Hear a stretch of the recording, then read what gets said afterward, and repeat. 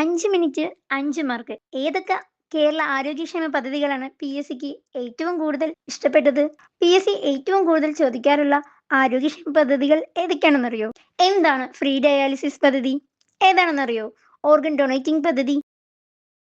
ഇതെല്ലാം പി.വൈ.ക്യു important questions ആണ്. 2024 പ്രിലിംസിന് ഓരോ സ്റ്റേജിലും ചോദിച്ച ചോദ്യങ്ങളാണ്. ഓർഗൻ ഡൊണേറ്റിംഗ് പദ്ധതി ഏതാ? കേരളത്തിന്റെ ഫ്രീ ഡയാലിസിസ് പദ്ധതി ഏതാ? അപ്പൊ ഏതൊക്കെയാണെന്ന് നോക്കിയാലോ. ആരോഗ്യകരമായി തന്നെ ആരോഗ്യക്ഷേമ പദ്ധതികൾ തുടങ്ങാം. എന്നാണ് ദേശീയ ആരോഗ്യ ദിനം? ഏപ്രിൽ 7-നാണ് ദേശീയ ആരോഗ്യ ദിനം. ആരോഗ്യകരമായ തുടക്കങ്ങൾ പ്രത്യാശയുള്ള ഭാവികൾ എന്നാണ് 2025 ആരോഗ്യത്തിന്റെ തീം. ആരോഗ്യ ദിനത്തിന്റെ പ്രമേയം എന്തായിരുന്നു? ആരോഗ്യകരമായ തുടക്കങ്ങൾ പ്രത്യാശയുള്ള ഭാവികൾ. ആരോഗ്യത്തിനായി ഒരുമിച്ച് ശാസ്ത്രത്തോടൊപ്പം നിൽക്കുക എന്നതാണ് 2026 തീം. ഏപ്രിൽ 7-നായതുകൊണ്ട് ചിലപ്പോൾ ചോദിക്കാം, ചിലപ്പോൾ ചോദിക്കില്ല. എന്നാലും അറിഞ്ഞിരിക്കുക, ആരോഗ്യത്തിനായി ഒരുമിച്ച് ശാസ്ത്രത്തോടൊപ്പം നിൽക്കുക എന്നതാണ് 2026 ആരോഗ്യ ദിനത്തിന്റെ പ്രമേയം. കേരളത്തിലെ ഹെൽത്ത് മിനിസ്റ്റർ ആരാണ്? വീണ ജോർജ്. കേരളത്തിലെ health minister Veena George. Central minister ആരായിരിക്കും? JP നദ്ദ. ജയപ്രകാശ് നദ്ദയാണ് സെൻട്രലിലെ ഹെൽത്ത് മിനിസ്റ്റർ. പി.എസ്.സി ഏറ്റവും കൂടുതൽ ചോദിക്കുന്ന ആരോഗ്യ പദ്ധതിയാണ് മൃതസഞ്ജീവനി.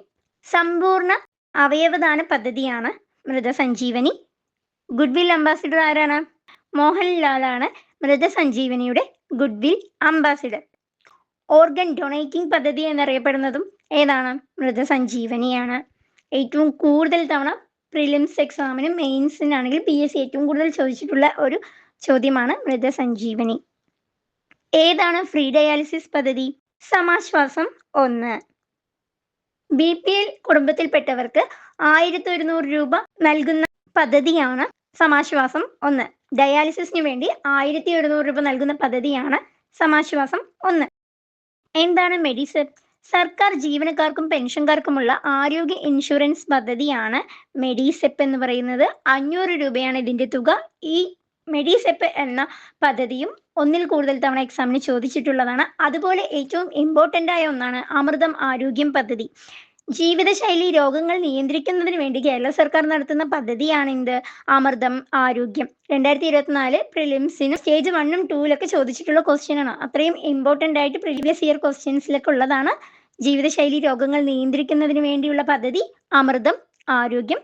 കൗമാരപ്രായക്കാരിലാണെങ്കിൽ ജീവിതശൈലി രോഗങ്ങൾ നേരത്തെ കൂട്ടി അറിഞ്ഞ് അത് ഇല്ലാതാക്കുന്നതിന് വേണ്ടിയുള്ള പദ്ധതിയാണ് സശ്രദ്ധം എന്ന് പറയുന്നത്. ജീവിതശൈലി രോഗങ്ങൾ മൊബൈൽ ആപ്ലിക്കേഷൻ വഴി അറിയാനുള്ള പദ്ധതി ഏതാണ്? ശൈലിയാണ് മൊബൈൽ ആപ്ലിക്കേഷൻ വഴി ജീവിതശൈലി രോഗങ്ങൾ നിയന്ത്രിക്കുന്നതിനുള്ള മൊബൈൽ ആപ്ലിക്കേഷൻ ആണിത്. ഏതൊക്കെയാണ് ഇപ്പോൾ ജീവിതശൈലി രോഗങ്ങൾ? പ്രമേഹം, പക്ഷാഘാതം, ഫാറ്റി ലിവർ, അമിത രക്തസമ്മർദ്ദം, ഹൃദയാഘാതം. ഇതിൽ തന്നെ പ്രമേഹം 2 ടൈപ്പ് ഉണ്ട്, ടൈപ്പ് 1, ടൈപ്പ് 2. 10 മാർക്കിന്റെ ടോപ്പിക്കാണ്. അപ്പൊ അതിൽ അടുത്ത ഒരു വീഡിയോയിൽ തന്നെ ജീവിതശൈലി രോഗങ്ങളെ പറ്റി ഡീറ്റെയിൽ ആയി നോക്കാം. അതിന്റെ ലിങ്ക് കമന്റ് ബോക്സിലുണ്ട്.